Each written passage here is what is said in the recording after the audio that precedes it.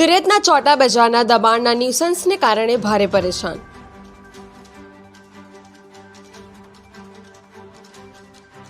ચોટા બજારમાં લારી દબાણોના કારણે સ્થાનિક લોકો પરેશાન.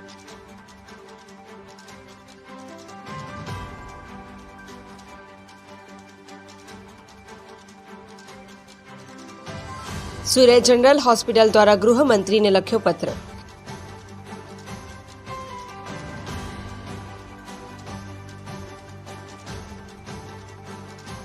ચોટા બજારના દબાણો દૂર નહીં થશે તો સદીઓ જૂની સુરત જનરલ હોસ્પિટલને તાળા લાગે તેવી સ્થિતિ.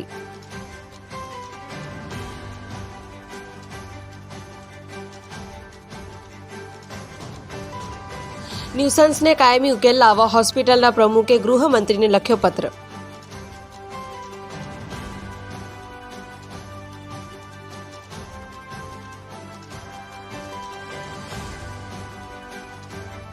રસ્તા પરના દબાણને કારણે એમ્બ્યુલન્સ પણ જઈ શકતી નથી.